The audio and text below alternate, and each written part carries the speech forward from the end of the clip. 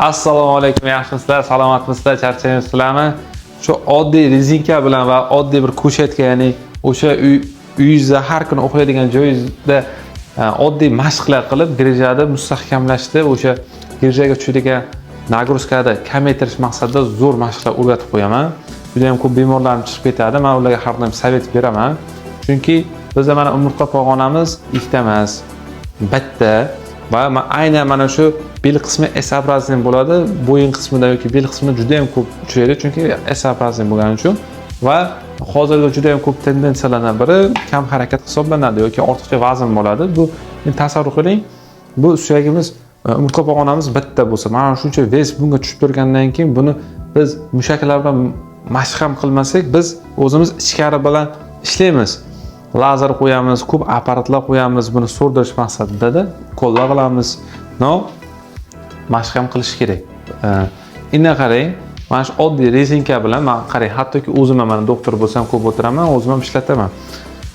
Birinchi o'rinda hozir men yotib ko'rsataman.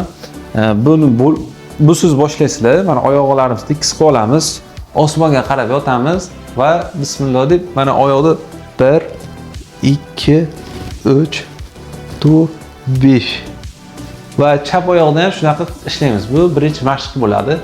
Kuniga 5 tadan 10 ta 2 podxodda qilamiz. Keyin esa yonga burilamiz. Yonga burilganimizda mana shunday yotib olamiz va mana 1 2 3 4 5 6 7 10 ta qilasizlar, bo'ldi. Endi qarang. Endi pastga qarab yotamiz. Pastga qarab yotganimizda bu sal qiyinroq bo'ladi. Mana 1 2 3 mana. Daj bunga rezinka kerak emas, chunki oyoqni o'zini ham ko'tarish ancha qiyinroq. Daj mana o'zim menga ham bildiryapti o'zi. Mana. O'zi mana mushagi mashinadan kelib, paravertebral joylashgan mushaklarim ham ishlashni boshladi.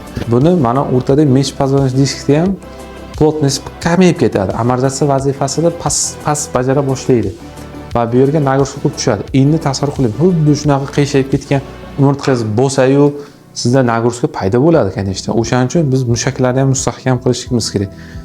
Men nimaga fizioterapiya, как положено, rezorsiya harakat qilamiz maksimal so'rdirishga, chunki biz ichkari bilan ishlaymiz. Keyin bemorlarga o'rgataman mashqlarni. Mana hozir mana videoda ko'rasiz, kuniga 30 ta 3 mahal qilasiz. Agar sizda davleniya bo'lsa, davleningizni o'lchatasiz. O'zingiz bir xil sezadigan va sezmaydigan odamlar bo'ladi. Agar siz sezsangiz, boshingiz og'ridimi, dam olish kerak. Chunki bu davleniya oshganda yurak urish tezlashadi. Mexanizm tushuntiraman, yurak urish tezlashadi. Mana qon tomirimizda shilanka deb tasavvur qiling. O'sha shilankada bosim oshgan sababli bosh miyada mayda qon tomirlar yorilishi oqibatida insult vujudiga keladi. Shu sababli bosh miyaga qon quyilishi mumkin. O'shaning uchun davleningizni o'lchab sekin-sekin qilavering. Mana bizga o'xshagan insonlar qilaversa, ko'plarga eshitma qilmaydi, chunki qon tomirlar yoshda. Yosh katta 60, 65, 70 yoshdagi onaxonlarimiz ular o'zlarida tekshirib turib, lekin qilish kerak. Juda ham ko'p insonlar mana suyak bitta bemorim aytib, suyak yemirib ketgan, og'riq qoldiruvchi nimadir qilib bering bolam deb iltimos qilyapti-da. Blokada qilib bering deb iltimos qilyaptilar. Chunki bu suyak yemirib ketgan. Tushunyapsizmi? Bu suyakni tiklab bo'lmaydi.